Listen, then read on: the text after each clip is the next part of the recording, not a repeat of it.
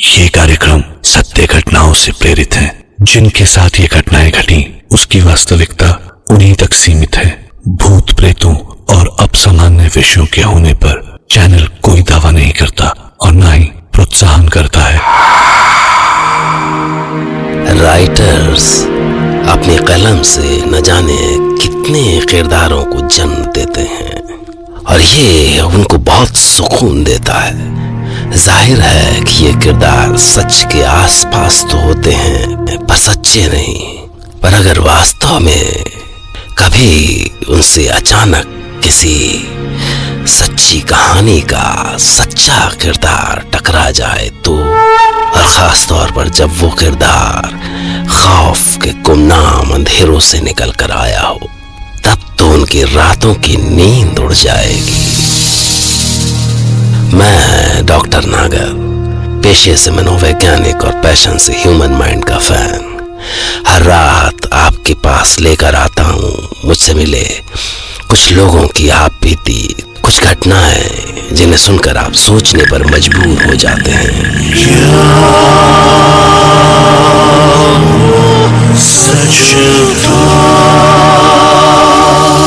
आज की कहानी मुंबई के एक राइटर बिपिन घोष की आप बीती है।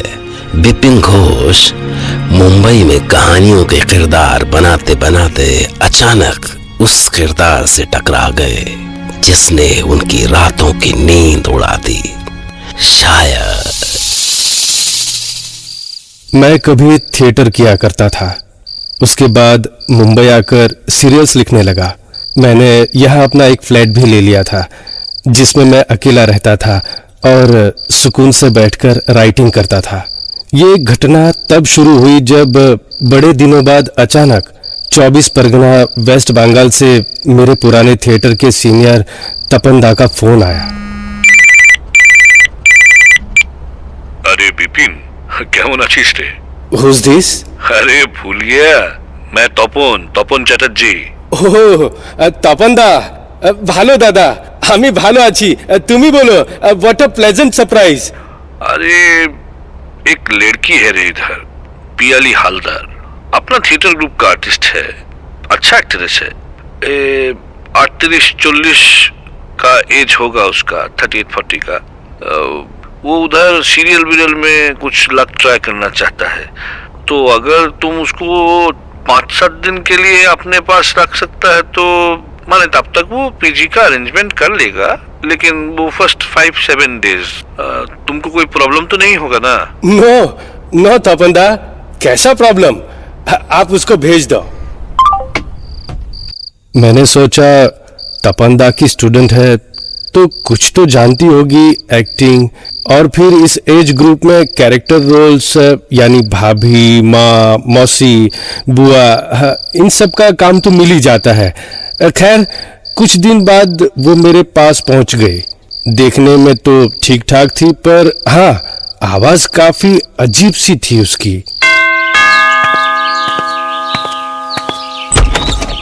Hello sir. फ्लैट ढूंढने में कोई प्रॉब्लम तो नहीं हुआ तुमको? कैसा प्रॉब्लम? बट मुझे काम तो मिल जाएगा ना सर? हाँ। किधर गया? किधर? क्या ढूंढ रही हो? पेन ड्राइव थी सर, मेरा शोरील वाला। अब आप देखोगे नहीं तो आपको पता कैसे चलेगा कि मैं कितनी अच्छी एक्ट्रेस हूँ। अब मैं यहाँ पर आ गई हूँ तो मुझे टाइम वेस्ट नहीं करना है, काम करना है सर, बहुत सारा काम करना है और जल्दी करना है। सबसे बड़ी बात, वो काम के लिए इतनी डेस्परेट लगती थी। मतलब अभी वो मुझसे पहली बार मिली थी और पहले 20 मिनट में तो वो 2 बार और 4 घंटे में 6 बार बोल चुकी थी। सर मेरी शोरील देख लीजिए ना प्लीज सर, एक बार देख लीजिए, बहुत ही इम्प्रेसिव है, मजा आएगा आपको, प्लीज देख लीजिए ना। मैं उलझन में पड़ गया कि अगर ये सीरियल्स के लिए इतनी डेस्परेट है तो 38-40 साल तक 24 परगना में कैसे रुक पाई। फिर सोचा ठीक है, जैसी भी है मुझे जिंदगी भर कहाँ झेलना है इसे। हफ्ते 10 दिन रहेगी, फिर जब कहीं पीजी अकोमोडेशन का अरेंजमेंट हो जाएगा तो चली जाएगी।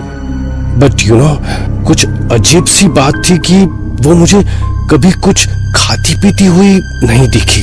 मतलब जब भी मैं उसे खाने के लिए पूछता वो कहती, मैं खा के आई हूँ सर। वो शूट पे गई थी ना डायरेक्टर से मिलने, तो वही खा लिया। हाँ, खा लिया मैंने। या कभी कहती कि मैं राइस नहीं खाती, मुझे दाल से एलर्जी है। तो कभी कहती आज मेरा व्रत है, या कुछ भी। इसके अलावा वो मुझे कभी फोन नहीं करती थी, हमेशा मैं फोन करता था कि नई नई है मुंबई में, कहीं रास्ता ना भूल जाए, कोई दूसरी प्रॉब्लम ना आ जाए, तो मैं ही उसे फोन किया करता था।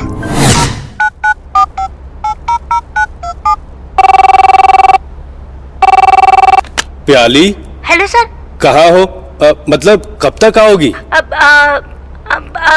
वो मैं, हाँ, दुर्गा एंटरटेनमेंट में हूँ सर।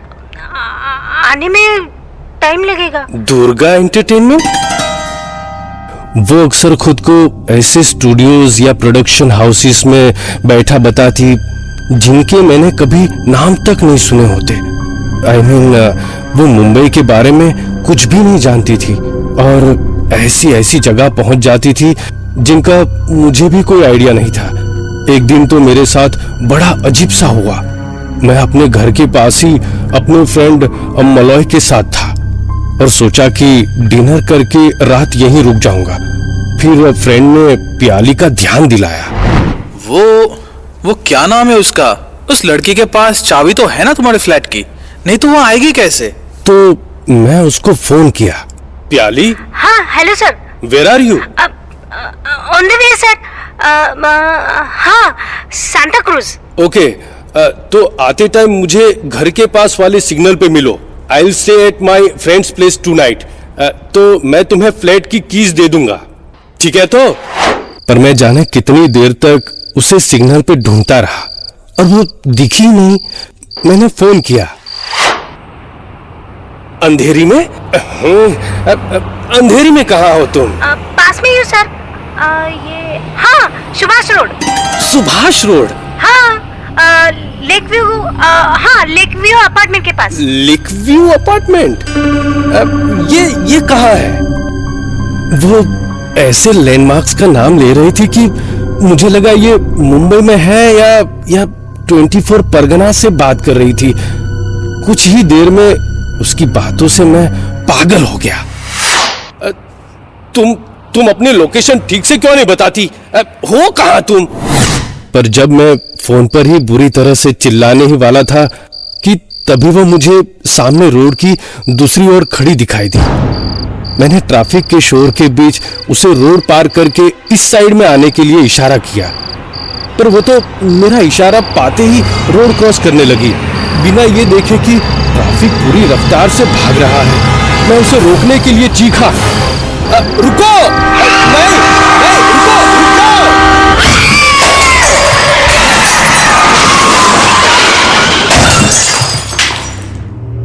पर अगले ही पल मुझे एक साथ कई गाड़ियों के ब्रेक्स की आवाज के साथ एक बस की टक्कर से उसकी बॉडी उछलती हुई दिखाई दी। पल भर में सारा ट्रैफिक थम गया था, पर मेरी जान में जान तब आई जब मेरे कान में लगे फोन में मुझे उसकी हंसी की आवाज सुनाई दी।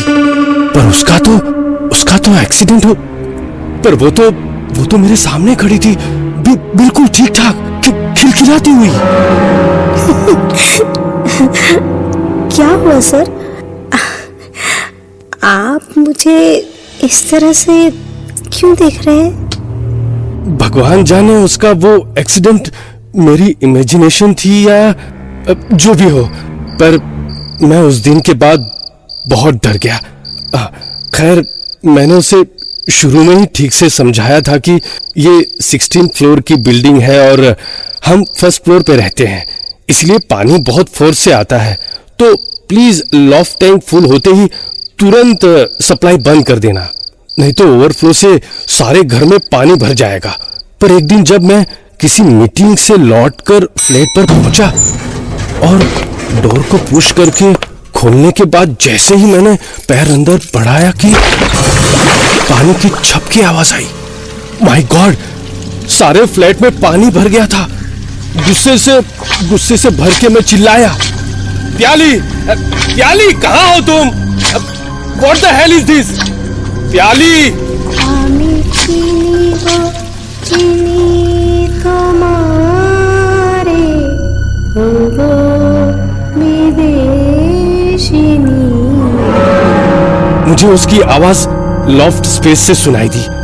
वो वहां वाटर टैंक के बगल में बड़े आराम से बैठकर मुस्कुरा रही थी।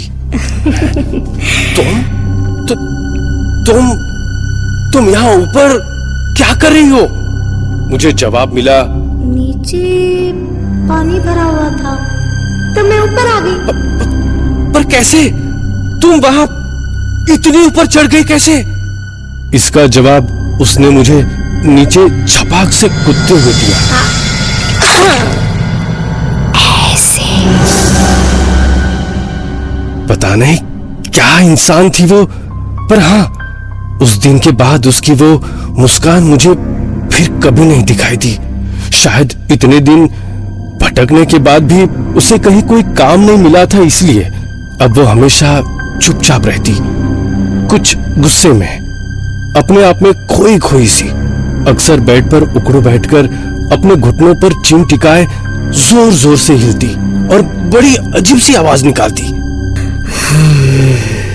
कहते हैं मुझे एक्टिंग नहीं आती, मुझे काम कैसे मिलेगा? कैसे काम नहीं मिलेगा? देखती हूं मैं। धीरे धीरे उसका गुस्सा इतना बढ़ता गया कि अक्सर मुझे देख के भी अजीब सी आवाज में गुर्राने लगती।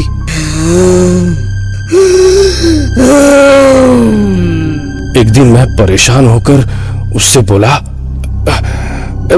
ये गुर्राना बंद करो। हाँ, मुझे आई डोंट लाइक इट। जो तुम्हें काम नहीं दे रहा, जाकर उससे लड़ो। मुझ पे क्यों उतार रही हो अपना ये गुस्सा? लेकिन इस पे तो उसे जाने क्या हो गया। मुझे पुराने नाटकों के डायलॉग सुनाने लगी, एक के बाद एक, नॉन स्टॉप। तो वो पड़ा है कंकाल मेरे पुत्र का। क्या है ये सब कुछ कृष्ण? तुमने किया ये सब। सुनो, आज तुम भी सुनो। मैं तपस्विनी गांधारी अपने सारे जीवन के पुण्यों का, अपने सारे पिछले जन्मों के पुण्यों का बल लेकर कहती हूँ, प्रभु हो या परात्पर, कुछ भी हो, सारा तुम्हारा वंश इसी तरह पागल कुत्तों की तरह एक दूसरे को परस्पर फाड़ खाएगा। तुम खुद उनका विनाश करके कई वर्षों बाद किसी घने जंगल में साधारण व्याघ्र के हाथों मारे जाओगे। प्रभु हो, पर मारे जाओगे पशुओं की तरह। ये श्राप है गांधारी का, श्राप है तुम्हें।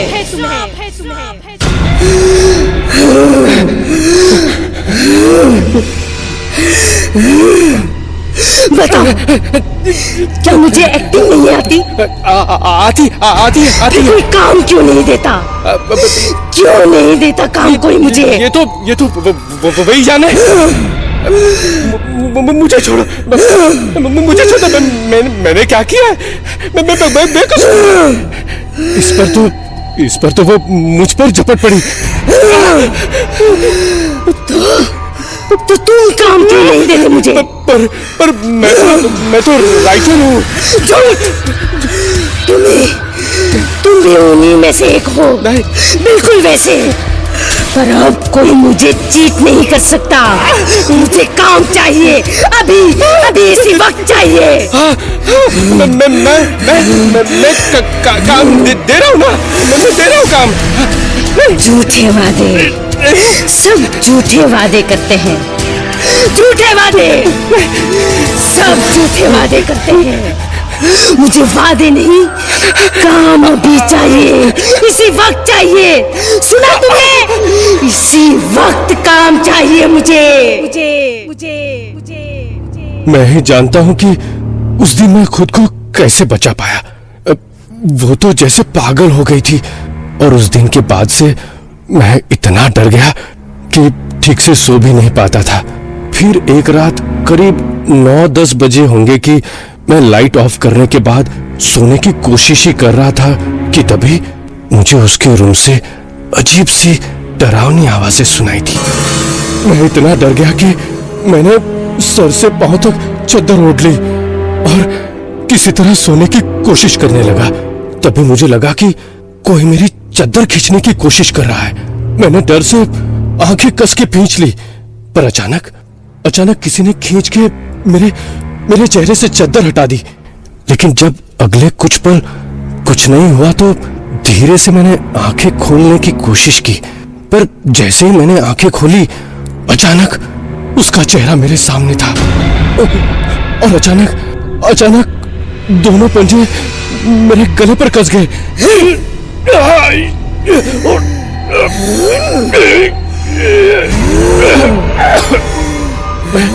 मैं डर से चीख पाता कि इससे पहले वो मुस्कुराई। सर, मैंने एक्टिंग अच्छी की ना सर? अच्छी की ना?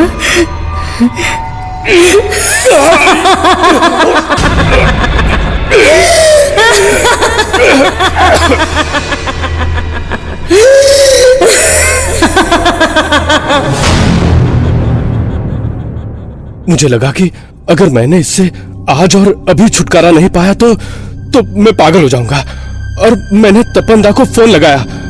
वो अपने प्ले की लेट नाइट रिहर्सल से बोल रहे थे।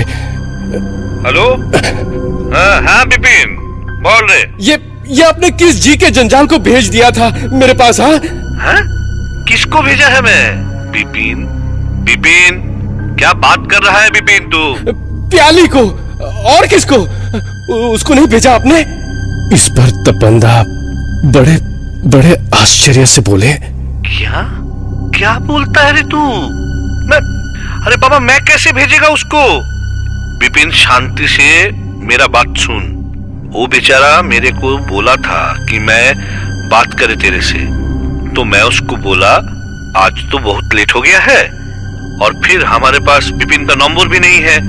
कल जब तू रिहर्सल में आएगी तब तक मैं उसका नंबर अरेंज करके उससे फोन पे बात करेगा और मैं बिपिन से तेरा भी बात करा देगा। But Bipin, next day afternoon में जब वो रिहर्सल के लिए आ रहा था तो एक बहुत अनफॉर्चुनेट एक्सीडेंट हुआ। एक बस ने उसको टक्कर मार के उड़ा दिया। ऑन द स्पॉट डेथ हो गया था पियाली का। बिपिन, मुझको लगता है तू किसी तरह का दुष्स्वप्न देख रहा है। I think you must go to a psychiatrist. सुन रे बाबा, ख्याल रख नीचे।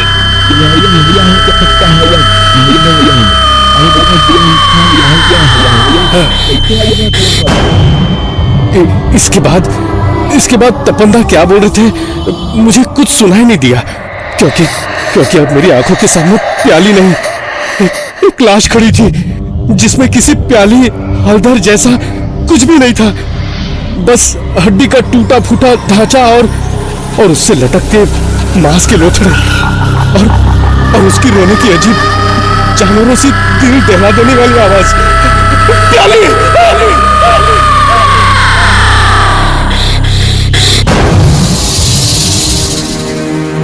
सवाल है कि अगर पियाली पहले ही मर चुकी थी तो क्या बिपिन के पास उसका प्रेत आया था?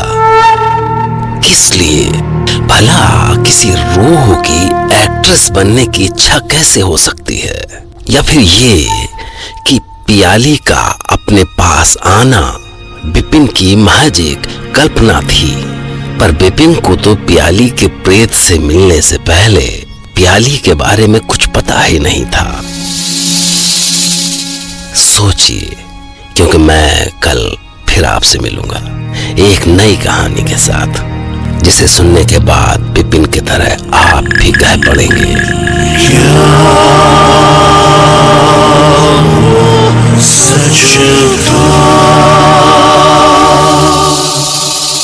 और आखिर में एक बात, क्या हाल में ही कोई आपके घर आने वाला है। सावधान रहिएगा, क्योंकि ऐसे लोग हमेशा जिंदा नहीं होते।